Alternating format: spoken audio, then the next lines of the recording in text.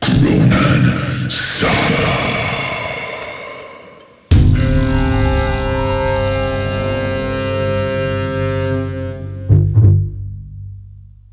Blackguard, I'll play your game, came Cronan's cold response. Willie's eyes lit up cruelly, and he laughed. Now that's what I want to hear. He snapped his fingers. A shy girl with a delicate figure and innocent eyes glided from the bar to Willie's side. Roxanne, bring me the dice. My dice, he said with the consummate relish of a true gambler. Cronan loomed over the table. His shadow hung there, like the chance of violence erupting in the room. The sons formed a circle around them, sniggering, jeering, and jibing, but keeping themselves at the ready. Parts of their bodies extended, flashed menacingly into the craps table's solitary light. A clenched fist, an angry middle finger, the glint of a switchblade. Roxanne produced the dice box. It was a fine vessel made with stone inlays and decorated with gold engraving. It made a soft thud when it was placed on the gambling table's well-worn felt. Willie's fingers traced its edges before he opened it. 2 rows of 6 dice, 1 ivory and 1 ebony. Roxanne lingered for a moment. "Please help me. Please," she whispered as loudly as she dared, before taking her place behind Willie at the bar. "Really beautiful, aren't they?" Willie gestured coolly to Cronan. "Take your pick." He smiled as Cronan selected the ivory. "And don't forget," he showed them a final die, gold with ruby pips attached to his necklace. "House rules. My lucky die. If I need it. But I never do." Willie stirred his whiskey with his finger and took a long sip. He took the ebony set in his hands and began to shake them. The room was silent then, but for the faint clattering in his large, cupped hands. He smiled and cooed, building the tension, clearly enjoying himself. Then, with a sudden "ha!" he let them roll. They tumbled across the worn felt, softly rolling in the dim light. His grin weakened as the dice fell. A 22. There was a murmur amongst the gangsters. Shit, well, it's still 22. It's all right, boss. 22. Looks exchanged, teeth exposed, hands tightening around pool cues and brass knuckles. Without saying a word, he nodded at Cronan, who picked up the ivory set. "Fuck him up!" Alex shouted, teeth clenched, his eyes bulging out of their sockets. One of Willie's henchmen kicked him in the side of the knee, knocking him to the ground. Cronan growled, facing the attacker lightning fast. But Willie held up his hand authoritatively. "The game is on," he said threateningly. He took a deep puff of his cigar. And with the smoke, an uneasy peace returned to the proceedings. Cronan resumed shaking the dice and rolled. His eyes followed their trajectory. He scowled. In the moment before they came to rest, he could see what the number would be. 19. Not enough. Damn.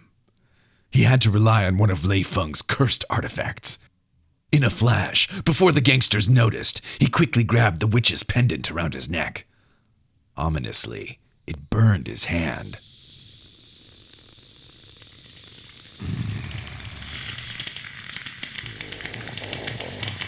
But the dice, which had nearly settled, moved again. His expression unchanged, Cronan released the burning pendant. Though his palm had been charred black and the dice had rolled a second time, they still only showed 21.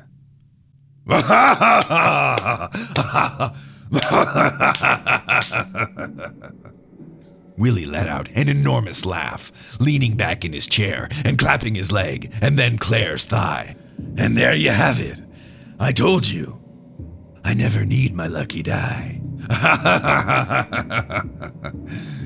He calmed himself, wiping a tear from his crocodile eye. Well, a deal is a deal. Now, you've made me whole. He clapped his hands. So, have a drink. He looked at them meaningfully, though Cronan couldn't decide exactly what meaning. And let's talk business. Claire brought another round for the trio. She smiled smokily as she served them, pressing her breasts against Cronan's arm. She stroked his massive flanks with her hands, running her soft tongue along his ribs as he drank. And one for the bird. Get your beak wet.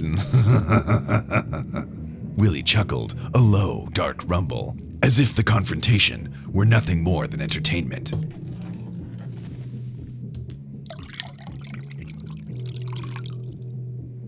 Tichere, he said, eyeing them in silence.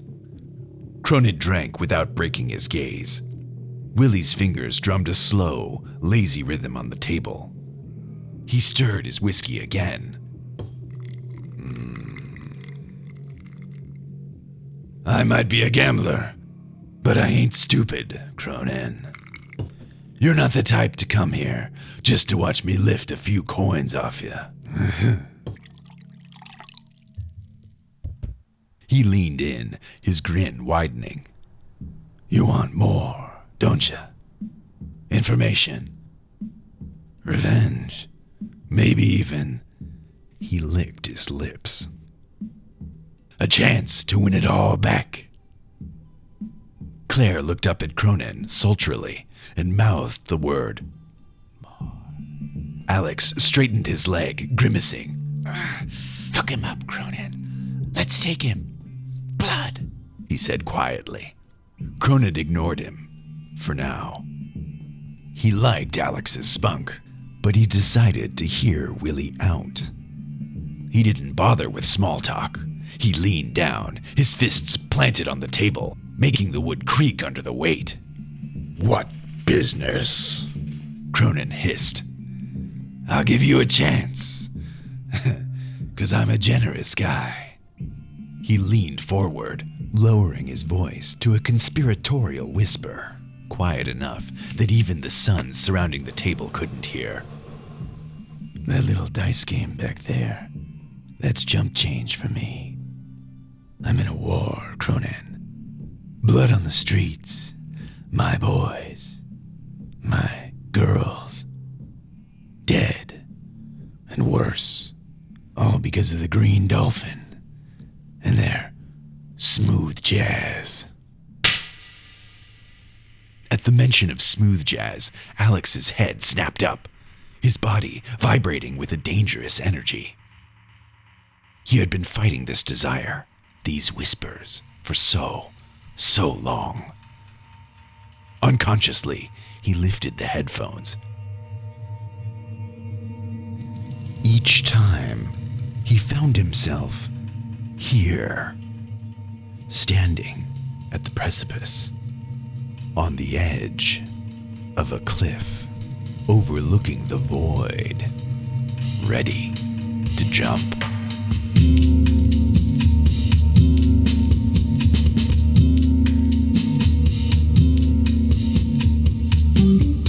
Needing to set himself free, yearning to find out what was beyond.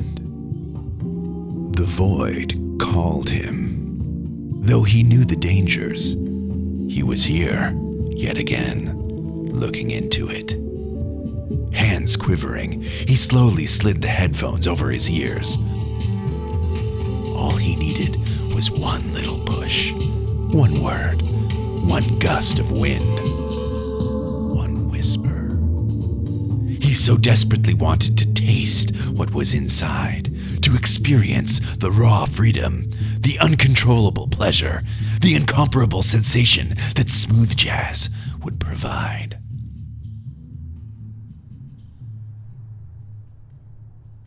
Cronan tensed his muscles, the promise of violence coiled tight beneath his skin. The mention of smooth jazz put him too on edge. Billy's beak rang the side of the whiskey glass like a tittering chime as he drank.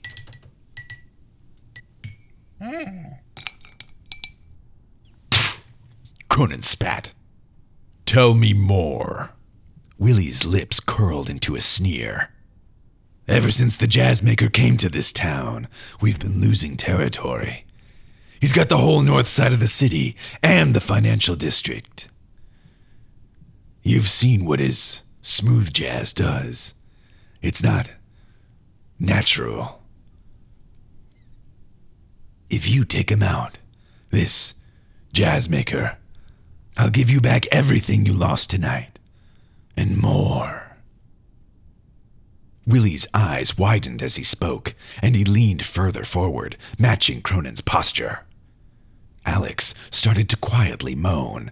He fingered the play button of the tempting Walkman. Just say the word. Say the word. Just say the word. He whispered. "Where?" asked Cronan, more snarl than speech. "The Green Dolphin, a little sinhole of shit. It's always moving from place to place. It's more than just a gang hideout. Now that they've got most of the city, it's where the real power flows, where the high rollers play. The people there, they aren't nice like me," he said, touching his chest. "They like you to bleed. They've got something going on in the next few nights. Something big. I know the quarter of the city where it'll be next. I should tell you, rumor has it, he's not human." Cronan's eyes widened. Another demon? Then perhaps another soul string. "And why do you make this offer, you gutter trash?" Willie leaned back in his chair, shrugging with mock innocence. "Simple. Without the Jazzmaker, the city will be mine. Just like it should be." He extended his hand backwards, and a sun gave him some skin. Hell yeah. Son never says. You got it, Willie. Woo! Listen, maybe getting the city is the lion's share, but you'll get some too. And even if you don't care about that, I can tell you do about the jazz.